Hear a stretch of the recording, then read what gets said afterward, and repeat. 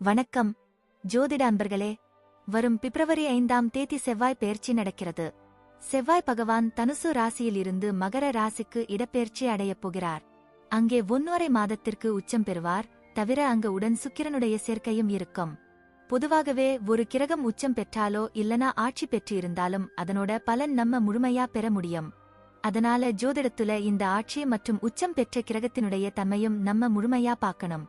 ஏனா இங்க சுபகிரகம் இருக்கு, அசுப கிரகமும் இருக்கு. ஆனா இந்த சுபம் அசுபம் அப்படிங்கறதெல்லாம் நேர காலத்துக்கு தகுந்த மாதிரி, குணங்களுக்கு தகுந்த மாதிரி மாறுபடும். அந்த வகையில ஜோதிட ரீதியா பார்க்கும் பொழுது இந்த செவ்வாய் கால்வாசி சுபராகவும் 3/4 வாசி அசுபராகவும் தான் சொல்லப்படுது. ஆனா இந்த முறை சுக்கிரனோட சேர்ந்து இருக்கிறதால இந்த விஷயத்தில மாற்றம் இருக்கும். தவிர பொதுவாவே இந்த செவ்வாய் உச்சம் பெற்றால் சில விஷயங்கள் சாதகமாகவும் இருக்கும், சில விஷயங்கள் பாதகமாகும். அதுலயும் ஒவ்வொரு ராசி ரீதியாகவும் அதனுடைய ஸ்தான பலங்களின் அடிப்படையில் பார்க்கும் பொழுது இந்த பலங்களும் சில விதங்கள்ல மாறுபடவே செய்யும். அப்படி ஒவ்வொரு ராசிக்கும் என்ன மாதிரியான பலங்கள் இருக்கும் அப்படிங்கறது பத்தி பார்க்கலாம்.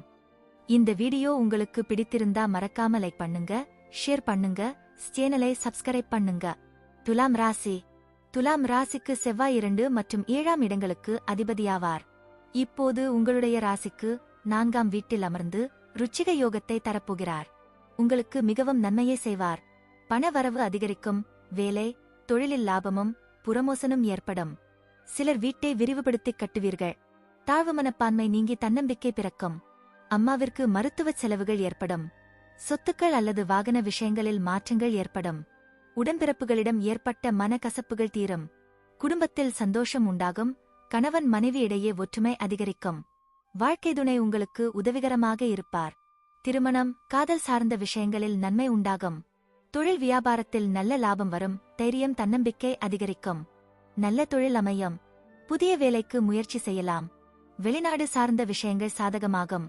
பொது விஷயங்கள் காரியங்கள் சாதகமாக இருக்கும்.